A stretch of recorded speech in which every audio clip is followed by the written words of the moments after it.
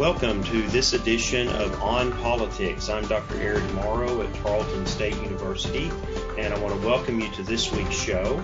I also want to remind you that you can follow us on Facebook. That's On Politics with Eric Morrow, where you can find interesting and engaging articles about the issues that we cover each week. And then, of course, you can listen to the show as we are here today, 12 noon, KTRL 90.5 FM, and on tarletonradio.com, where the show is live streamed.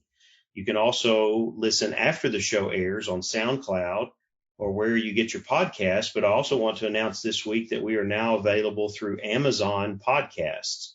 So if you go to Amazon, look up podcast and look up On Politics with Eric Morrow, then you will find previous editions of the show that you can download and listen to.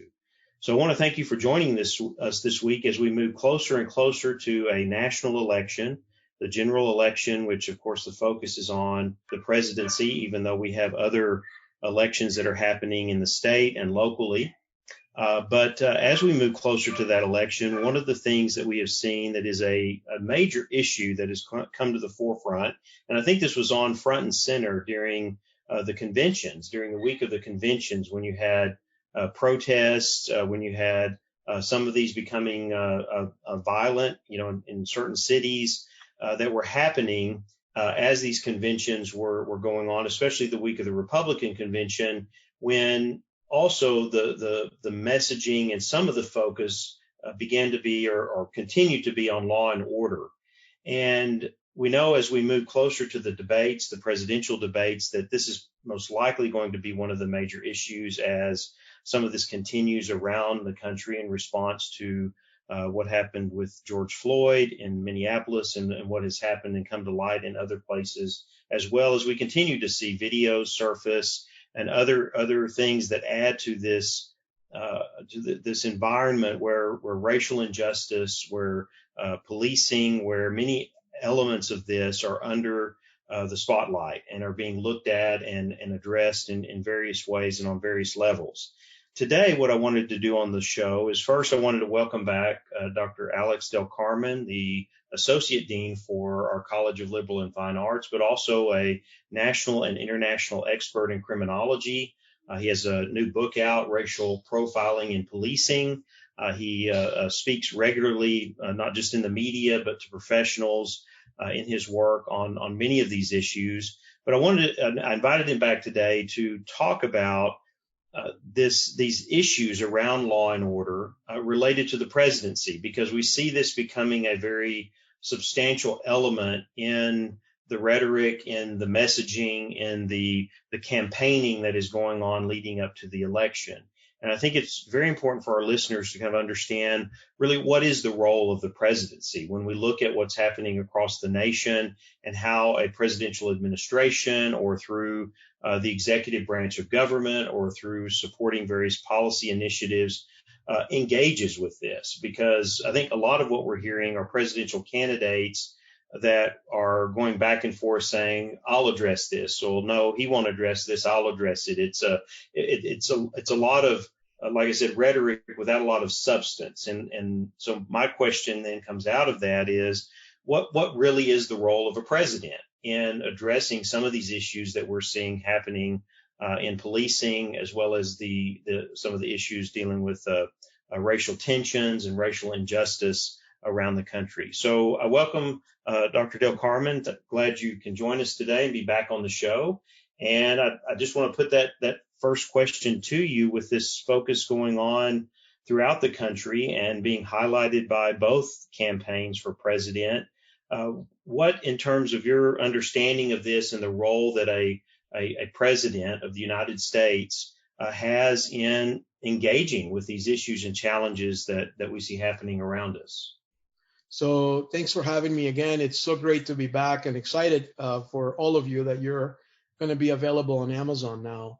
One of the things that we see, and if you go back really to the role of the presidency, particularly in the past few years, and I say few, underscore it because I don't mean it in the context of just the past two administrations, but really since the Clinton administration, you see that the president has had a very, very active role in setting the tone across the United States on a great deal of what happens in law enforcement, right? So if you look at the Clinton administration, when he put out 100,000 police officers in the streets of the U.S., and these came, by the way, in the form of a grant, whereby the local agency would actually apply for a grant at the federal level and receive X number of police officers for 2 or 3 years being paid for by the federal government.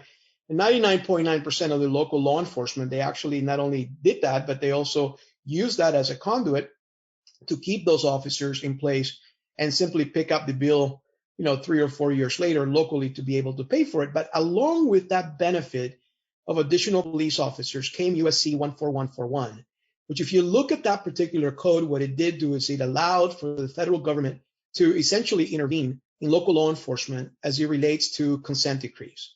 So if you look at it's kind of interesting because we think of the presidency as just that one person that shows up at the White House and says a couple of nice things, gives a nice speech, signs off on executive order, and off they go. But aside from setting the tone about something that is important in the country or throughout the country, they do have a great deal of authority in influencing the local law enforcement community, right? So you see it in the form of funding. You see it in the form of structure. Oftentimes, the feds will put out a grant proposal announcement where local agencies will then compete for that. And that sets the tone in particular area, whether it's to fight drugs, say no to drug campaign during the Reagan administration, or you look at racial inequality during the Obama administration, and during the Bush administration before that, Bush 43, where you look at it from the standpoint of fighting terrorism. So regardless of where that's going, the local law enforcement entities are influenced, and really through, other than setting the tone, through the impact that the executive has in terms of dollars that they make available to everyone else.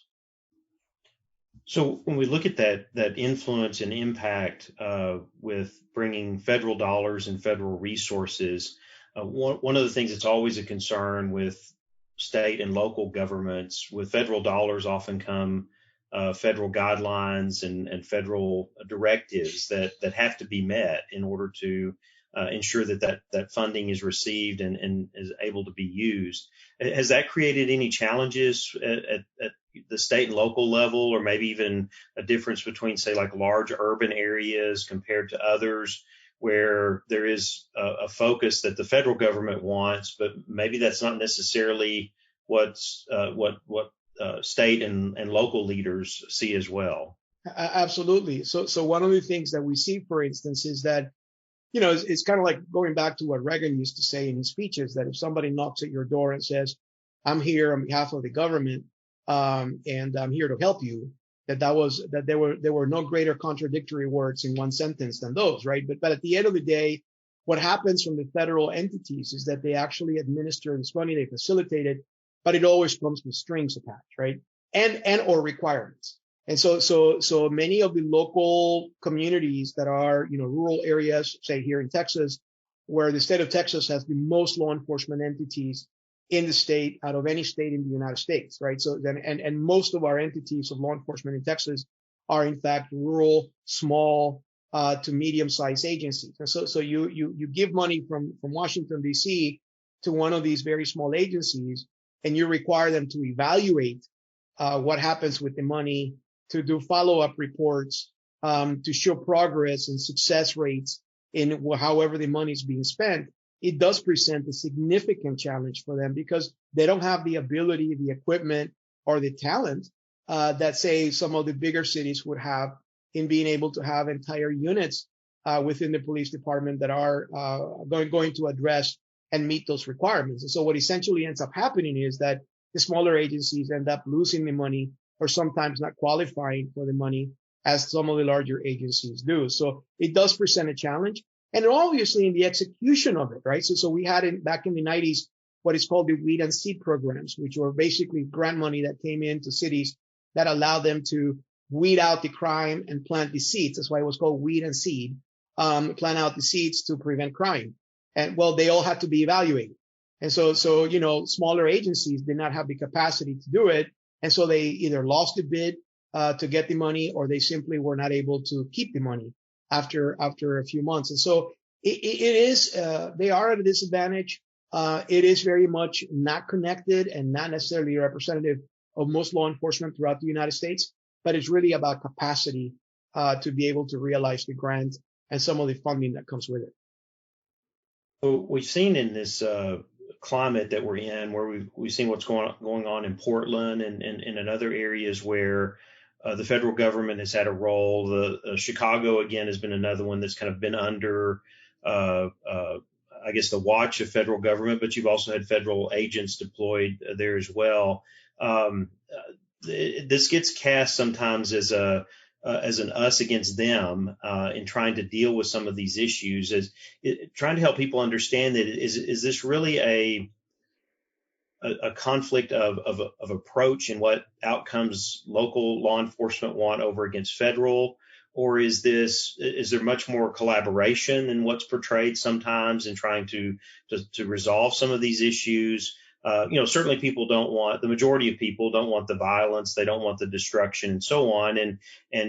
But then I'm sure people around the country look at some of these situations and question the capacity of local law enforcement in those areas to be able to deal with some of these issues.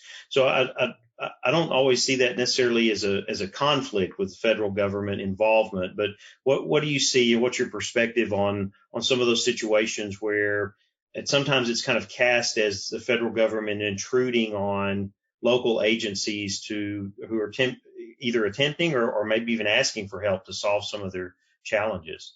Right. So if we take away the Hollywood, sort of perspective on the feds not getting along with the local law enforcement and whatnot, in reality, and I've seen this and I've been part of this for many years, as you know, is I've seen a very good collaborative effort between the local folks and the feds, particularly when there is a major crime. I remember being in New Orleans when I was part of the consent decree there as a federal monitor, and one of the officers that was involved in the task force was shot. He survived, but he barely survived. And I remember showing up to the scene and seeing his vest, his bulletproof vest, full of blood. And I do remember it wasn't really a power struggle, but sort of the dynamic that existed between the FBI when they showed up to the scene and they said, "We're the FBI, we're taking over. This is a federal matter." And the local folks saying, "But he's one of our guys. We want to do something with it." That lasted for about 30 seconds. And then it quickly went away, and you could see a collaborative spirit between the federal agencies and the local agencies in working together towards a crime. To say that it's a perfect relationship would be an exaggeration. To say that it's a dysfunctional relationship would be far away from the truth. I think it's a working relationship. I think there are times, and of course you put in their personality, circumstances, and geography, and you will oftentimes find that there are instances when the local folks resent the fact that you've got federal agents coming in to dictate local politics. And I think that's what we've seen recently in Portland and Seattle, where some of the local politicians are saying, "Look, what are these feds doing here?" Technically and legally, the federal agents can come in and serve in a protective role on those federal buildings, right? So that's part of their role, is federal courthouses, any kind of federal building the United States federal government is responsible for. So they're within their jurisdiction. The legal question that has come about is how far can they go from that federal building to protect that property, and what exactly should they do in terms of that protection? Obviously, they have the legal right to be there. They have all the authority of law enforcement, but the question really is, how is that different from a local police officer that may have a different type of jurisdiction over that? But I would say, all in all, to answer your question, I think the relationship is well established. It works well for the most part, but from time to time, you do see some of those differences. We are speaking with Dr. Alex Del Carmen, Associate Dean and Professor of Criminology in the College of Liberal and Fine Arts. So that turns us to look back to the presidency and this election and the messaging that's coming from those campaigns. And I wanted to kind of turn this around, because I don't know that this is the perspective. We hear what the candidates are saying. You have been involved in law enforcement for decades. You've been engaged with people who are day to day in the trenches, on the streets, we should say, that are addressing these issues. what is the perspective of people in law enforcement when they look to the president? Here we're going to hear in the next few weeks, we're going to hear lots of messaging, I think, on law and order, on hopefully some substantive policy plans for the days and months and years ahead. How is that person, the president, looked at by law enforcement in relationship to criminal justice policy and in the role that the federal government has in this area throughout the country? Yeah, politically, it's very sad for me that the nature of the job of law enforcement, which is to protect and serve, has been politicized, not recently, but for decades, right? So this is not a new phenomenon, but I think we've seen it sort of become more bipolar in the past, 8 months, certainly since the death of George Floyd on May 25th of this year. We see one candidate that says, look, I am the candidate of law and order. And then we hear another candidate that basically says, I love police officers, but I want them to modify and to adjust, police departments in terms of what they do. From the folks that I talk to, it depends on who you ask. If you ask that line officer, that officer that is out there in the patrol car responding to calls, I think there's definitely an overwhelming majority of them that support Trump. I mean, I think you will see that many of them believe, and I don't know that they support him because they feel that Trump is the best candidate per se, or that he represents their values or belief systems as much as what he's not. All right, because they look at Biden and they fear Biden from the sense that they feel that Biden's going to be someone that's going to come in and essentially impose consent decrees on every police department across the nation, and they're going to lose a great deal of their autonomy. Whether that's real or not, it's irrelevant, right? That's the perception that they have, and it's been created by some of the rhetoric that you hear from both candidates. And in my view, and you're the analyst of politics, not me, but I will tell you that from my perspective, what I see that's why the Republicans, particularly Trump, President Trump, has been emphasizing this message of law and order. I'm the president that's on your side, is because he understands that that's an area that he can build very strongly among the law enforcement entities throughout the United States, which are very powerful. They have a lot of influence. And as you know, in the Northeast, they're very much unionized and they carry a lot of votes, right? Not just the vote of the officers, but the vote of the families. So I've seen that in recent months. And I think as more protests erupt around the nation and more questions come about on a shooting or what happens to a particular suspect, I think that people are beginning to sort of have a very divisive view of these two political campaigns and political candidates as it relates to law enforcement. And some of that too could be, like you're saying, it's the unknown. It's an unknown with Biden in terms of what might be implemented, and I think some of that is challenging at this point because, and even I would say with both candidates, because it has been very limited on substance to this point. I think that's one of the challenges going forward, and I don't know if you see conversations going on at the federal level in terms of how do we engage with these issues? What should be the role of the president and of the executive going forward in trying to address, as some have said, Trump responds to issues, but it doesn't always appear there's a strategy. And so that's where I want to turn to now, because we know these issues are going to persist. We know that even if there's a time of calm at some point, they're going to come back up again. We've just seen this over and over again over the last several decades. And so whoever's in the White House, whether it's President Trump reelected or Joe Biden, they're going to have to address some of this. They're going to have to take a leadership role. And I wanted to get your thoughts on what you think are the critical things that need to be the focus right now. What kind of strategy should be working, whatever solutions or not so much that some of these problems are just going to be solved right away, but that what are approaches to try to make some progress in some of these areas, because it seems like the politicization is adding to the complexity of it, as well as all of these things, the tensions and other things that have been around that just continue to persist. year in, year out that we're just have not been able to successfully address in this country. What do you think the look ahead is?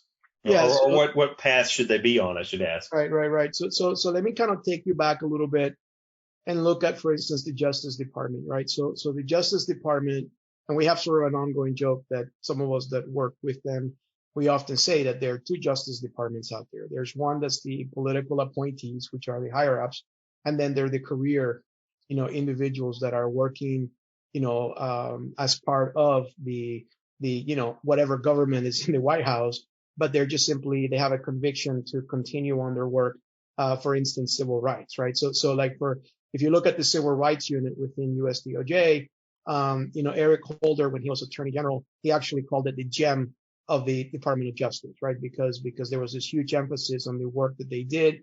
They placed about 20 cities under consent decree during the Obama administration. And now you talk to some of those folks that are still working for the Justice Department Civil Rights Unit, and they tell you that they're just hoping to survive, whatever that means, whatever administration is in the White House, so they can actually get back into the work that they did. If you go above those career folks, a lot of the political appointees, they're definitely steering policy, and they're representing the values and beliefs of the president currently, who does not believe in consent decrees, does not believe in police oversight by the federal government at all, right? So if you look at Sessions, the very last day that Sessions had as the Justice Department, at the Justice Department, he left the Justice Department and left on his desk a letter that was pretty scathing about consent decrees and how he felt that they were just simply bad news, right? So now you move it forward to the other part of your question and you say, what lies ahead, right? So you look at, for me and through my lenses,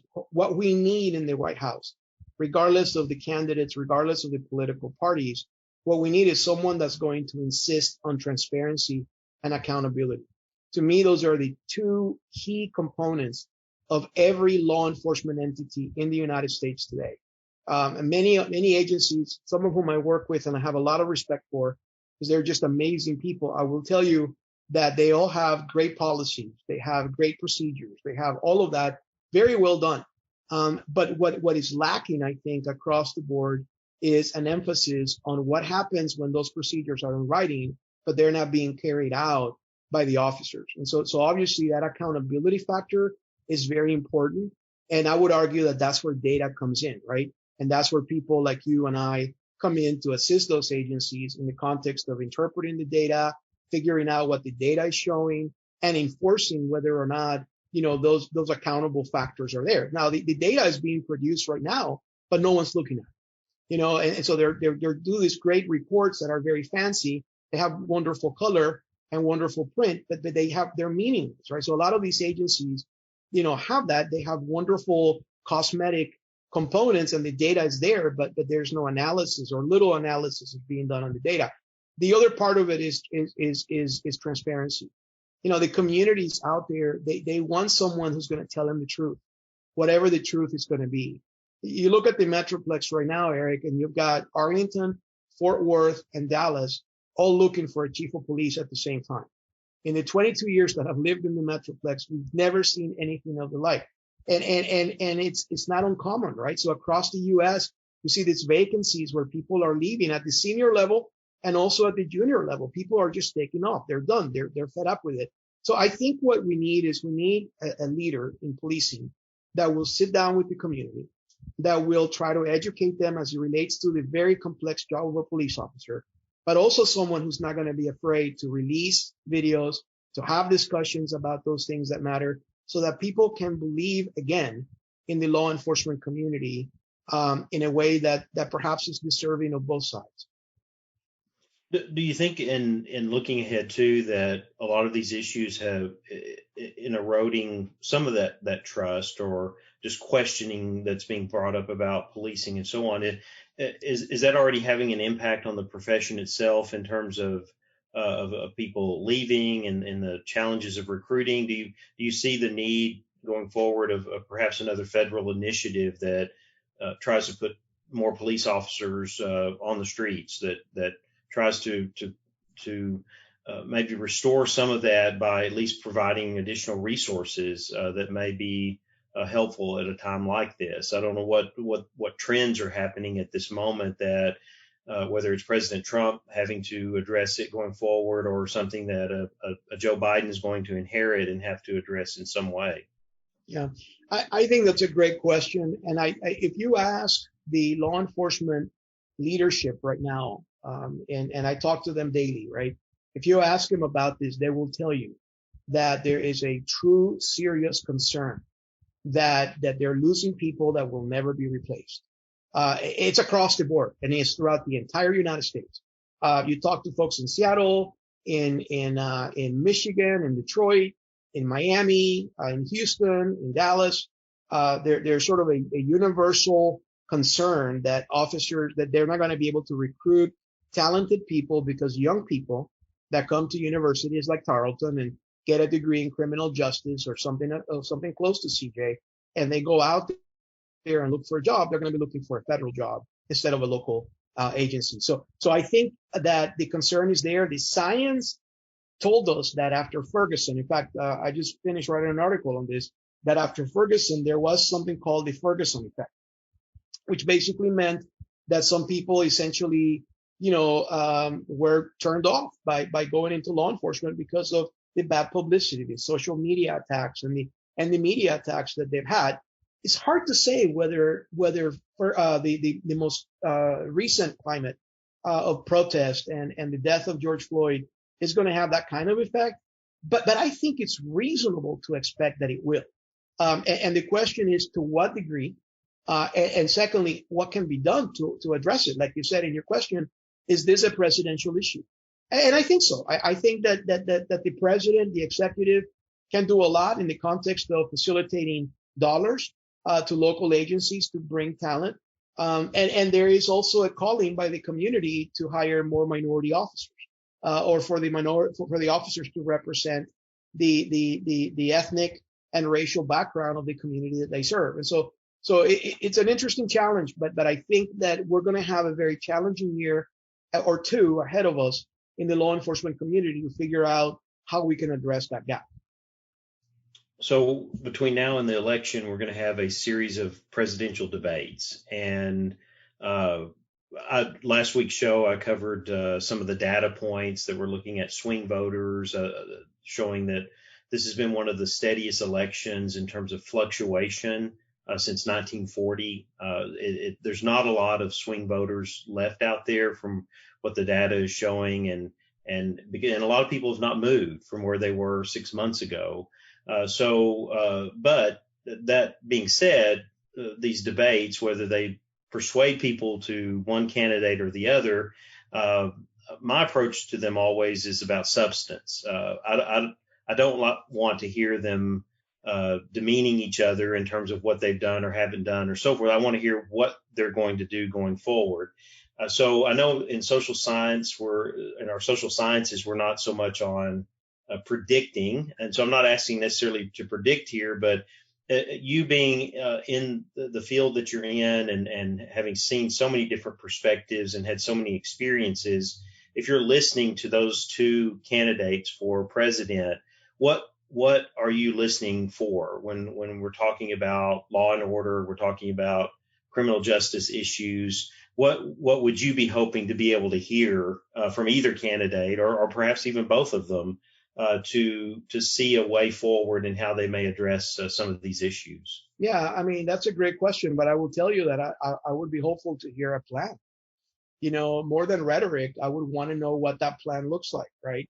What are the steps that they're going to be taking as leaders of the free world to be able to bring our country back together, to be able to bring the respect, the dignity to the profession in law enforcement, while at the same time preserving the rights of all Americans, particularly in this case minorities, that has been the issue for the past years. I think that in my guess is my prediction about this issue is that neither one of them will produce that, right? Because this is going to be more, if I were to predict anything, it's going to be more about image versus essence, right? It's going to be more about what they want to convey based on their political rhetoric than any specific plans, right?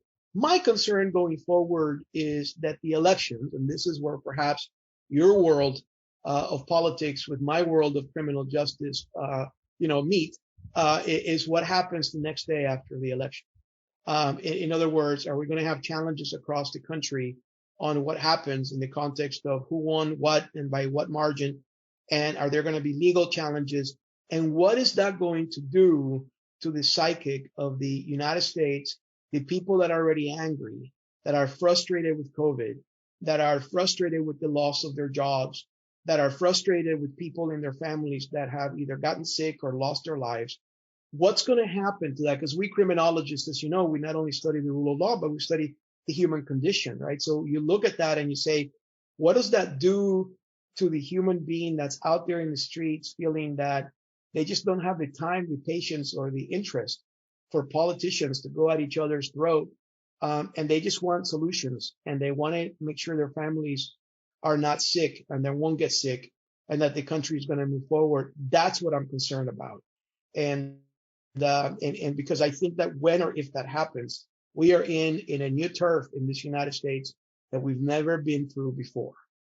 I want to thank you for joining us today and offering that perspective, because that I think for those of us that are in the academic side of this and they give a lot of analysis to it, that is one of the concerns. I mean, we've had a tradition in this country of transferring power peacefully, and yet that has multiple dimensions to it, as you allude to there, and it'll be interesting to see how that is going forward. And I think that may be one of the more significant challenges, no matter who is in office or in the White House. But thank you again, Dr. Alex Del Carmen, a professor of criminology and associate dean in the College of Liberal and Fine Arts.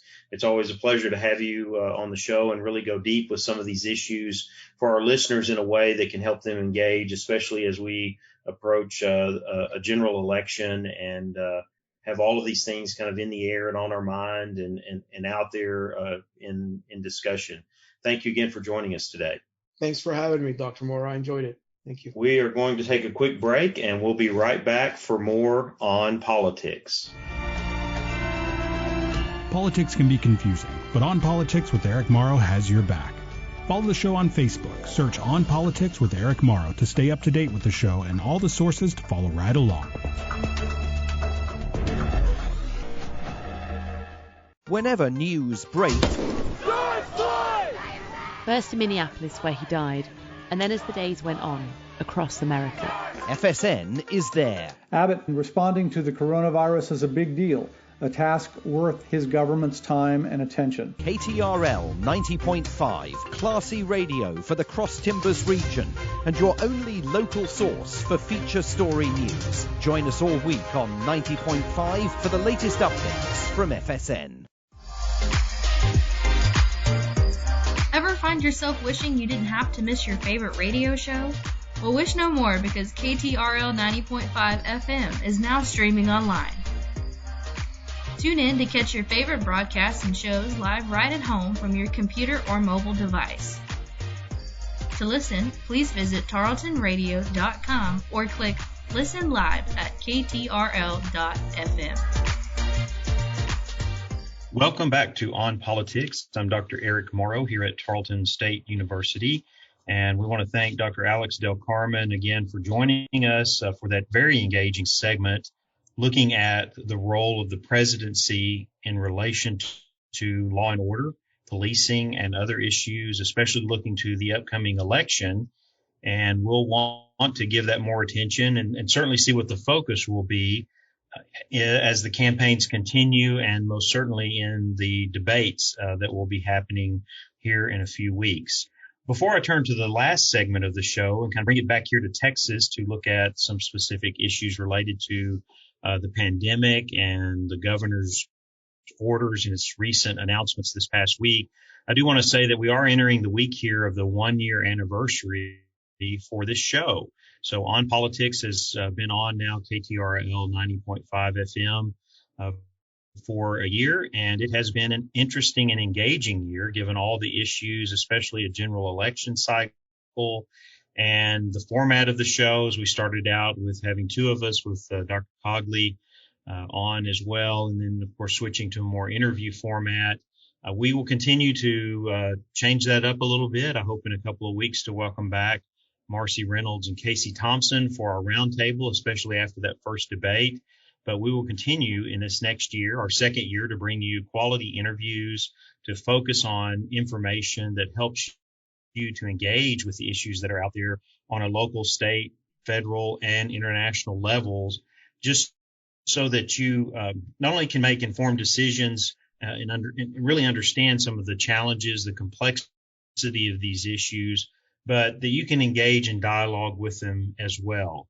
You can pursue more knowledge about these critical issues that impact our lives. And so the format of the show is being nonpartisan, is being very focused on looking at the role politics has to play and trying to sometimes move through that and engage with the very central issues and to get the information that's needed to be informed will be our focus in the weeks and, of course, hopefully years ahead. So look for more on politics. As I said at the beginning of the show, you can follow us on Facebook. You can download previous episodes from listen on SoundCloud and then download as podcasts.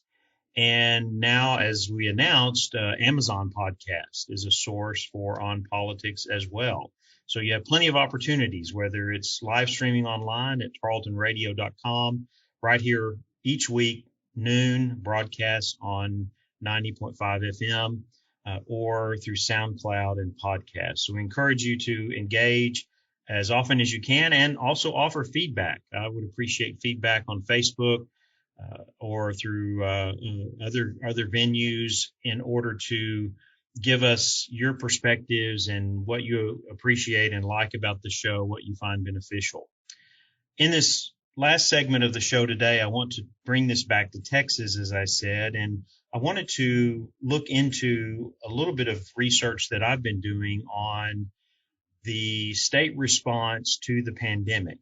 And this is primarily focused on the executive orders that have been issued by Governor Abbott since the beginning of the pandemic, since the beginning responses, not just in Texas, but across the nation to what appeared to be a growing threat in terms of the spread of the virus and how government should respond to try to protect limit in the spread of it, but to protect public health, to protect citizens, to try to manage through this and figure out how do you address it and limit its impact.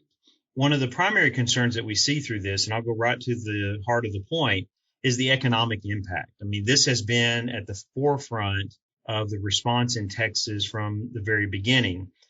It was very much a concern in that you had a Texas economy that was on fire in the last part of 2019 and coming into 2020, seeing record revenue collections by the state due to both demographic growth as well as business growth in the state, growth in spending. And then all of a sudden, things contracted considerably. And that happened when things began to be shut down, when the governor issued executive orders that began to shut down the state, and of course a dramatic decrease in revenues by the beginning of May that led the governor to, one, look at how do we reopen the state? How do we recover from this? How do we prevent further significant losses in revenue that is going to impact state agencies and counties and cities and school districts across the country? But also in really looking at how to manage that in response to a virus that continued to see infection rates increase. So this was very much a concern at that point in time. And I want to kind of take us back a little bit to look at this in light of what Governor Abbott announced on Thursday. So if you've tuned into the news or if you've gotten a little bit of information about this, we know that Governor Greg Abbott came out this past Thursday stating that Texas was going to loosen more of the restrictions that have been put in place, primarily letting businesses increase to 75% capacity. So we had moved to 75% in the summer. That was pulled back when death rates and infection rates and the demand on hospitals began to increase.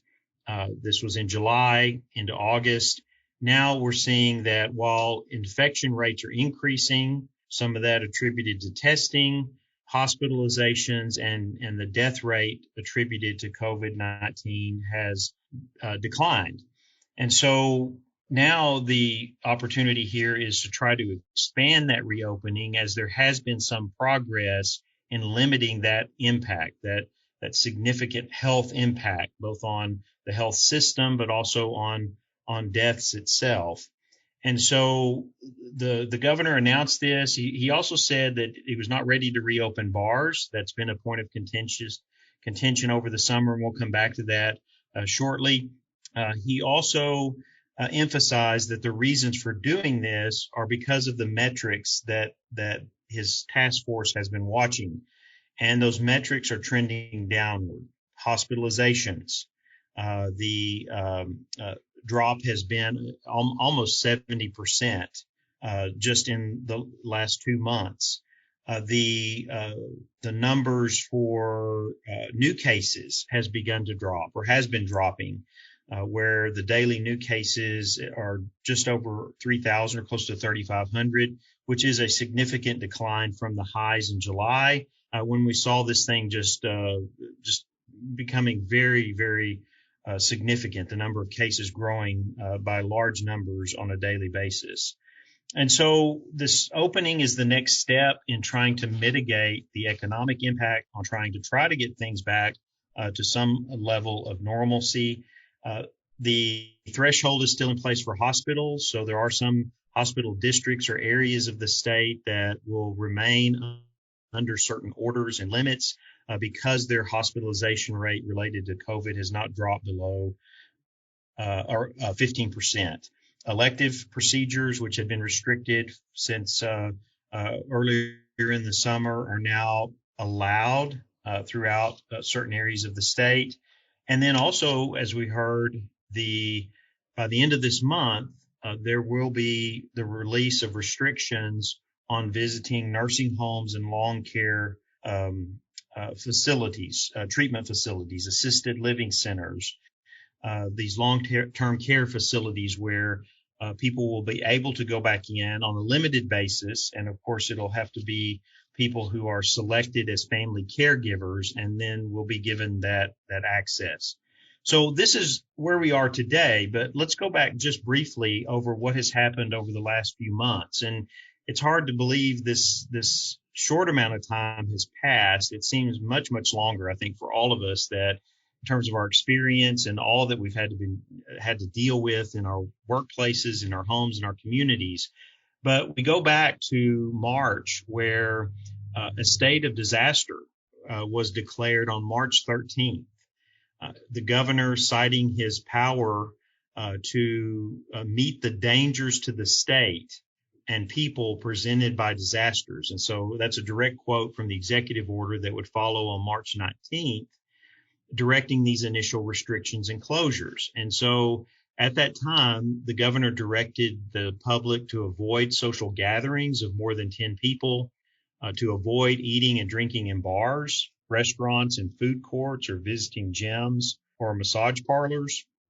He also at that time restricted visits to nursing homes, retirement and long-term care facilities. And of course, that was the executive order that also closed schools. So they would remain closed for the remainder of the year, offering instruction online. The governor also at that time listed additional suggestions, and a lot of these were just people being conscious of what they were doing, of how they were engaging with the public, what types of activities they were involved in. And he also identified essential services. And this has been one of the things along the way, that each executive order has identified essential services where these restrictions did not apply. By the end of March, 6 additional executive orders were issued, including the postponement of non-essential surgeries and medical treatments, requirements for hospitals to submit reports of capacity, testing centers to submit COVID-19 results. There were quarantines for travelers, mandatory quarantine for travelers from various states that were considered virus hotspots. So if you entered the state by air or even roadway travel. There was at one point a restriction where if you traveled into the state from Louisiana by road, you were required to quarantine for 14 days. Again, at the end of that month, there was an extension of the earlier order that encouraged the public to avoid restaurants and bars. And that would remain in place. In fact, that had a significant impact in retail businesses as well, going into the month of April.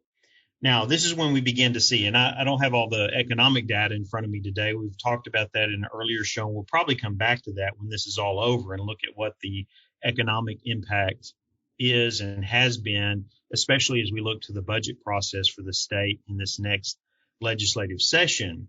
But in April, it was very clear that the economic impact was quite significant. And this is when the governor issued orders to pull back 5% of the state budget for this cycle, and to also for state agencies and institutions to plan for another 5% cut in the next cycle.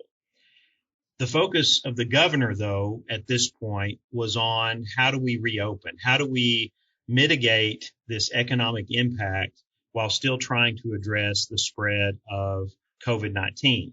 And so he created a strike force to open Texas, which is the official name of it, on April 17th, and then followed that with additional executive orders that rescinded the mandatory quarantine for travelers from other parts of the United States. It opened retail businesses and other venues to 25% capacity. So this included restaurants and movie theaters, shopping malls, museums, wedding venues, salons and barbershops, and so on.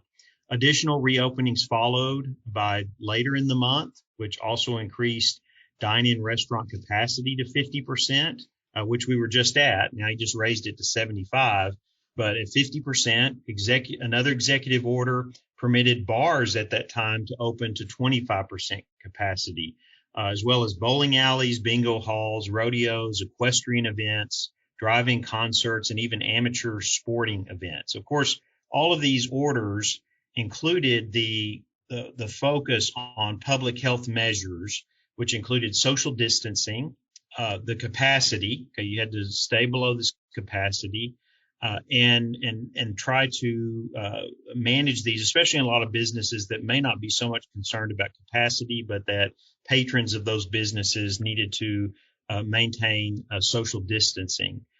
So again, the focus through all of this, limiting the economic impact. This measured approach continued as cases continued to grow. And I think this is something that we see through all of this, is that cases have continued to grow. We were at 108 on March 13th. Here we are in today at over almost 650,000 cases in Texas. So you can see exponential growth in the number of cases. But again, the metrics that have been followed by the governor and others have been hospitalizations, deaths, and of course, trying to prevent or slow down the spread of the virus. Of course, more and more testing has been done throughout the year. And so all of this is contributing to identifying the growth in the virus, but also then trying to mitigate its impact. So as we move through the summer, and this is just to kind of wrap this up and then make a couple of quick points about what we see and what we can really learn from all of this. By what we see by the beginning of June is that the 50% occupancy limit set by a previous order was lifted for outdoor areas and events. Restaurants were permitted to open to 75% occupancy, and indoor bars and similar establishments were allowed to serve customers who were seated. And this decrease in restrictions also, though, had an impact. And that impact was something that had to be addressed by the end of the month. What we saw was almost a tripling of cases, or I would say a doubling of cases is what we saw from the beginning to the end of June. So that June 3rd, where we had close to 70,000 cases, by June 26th, 140,000 cases. The impact on hospitals was significant. The death rate was climbing. The infection rate was growing very, very rapidly, that within a week, we went from 137,000 to 175,000 cases and it was clearly approaching a rate of 1,000 deaths per week. So it was very, very challenging to see these things happening. And this is when the governor again steps in. And on June 26th, there's an issuance of an executive order that closes bars. It pulls restaurants back to 50%. And then, of course, the face coverings, the executive order related to that will be issued on July 2nd. And that's kind of where things were left. And when we started to see some progress here, even though infection rates continued to grow, the impact on hospitalizations and the number of deaths, the death rate, started to decline at that point. Now, in the midst of all of this, and this is what I go back to what I originally said, I gave you that overview just to kind of give you that full picture. What we see in all of this, and some of the things that I'm pointing out, is the responses of various people that reflect the political culture of the state. We talked about this a few months ago with Cal Jilson, where people are emphasizing economic freedom, where the state is very much stresses economic viability and economic growth. And then also on the other side, as we've seen with the responses to face coverings and even bar owners to bars continuing to be closed, is personal liberty. Just this very strong element of that in our political culture that pushes back against government and any attempt to restrict personal action or economic freedom, or as we were saying, this result of economic impact. And so what we see with the governor, and I think there will be lots of things that are poured into this to study for years to come, and how you navigate something like this when you are trying to balance economic impact with facing a pandemic, that there has been an attempt by the governor to try to balance all of this in the middle of all of those pressures, in the middle of here in a state where economic viability is so critical, when economic freedom and personal liberty is also very much a focus of political culture. What role does government have in trying to help get through a crisis like this and try to find some balance? So we'll be giving more reflection to that in the months ahead as we move through this pandemic.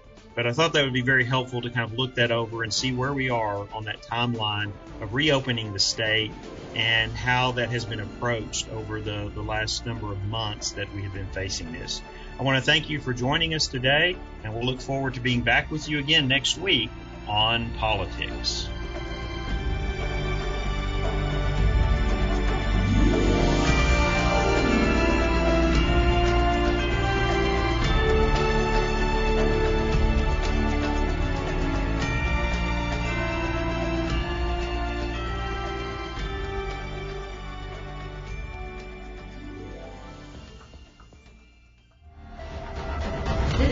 A Tarleton Radio Network podcast with production from me, Taylor Welch, and me, Carissa Cole. Find more great shows by searching Tarleton Radio Network wherever you get your podcasts.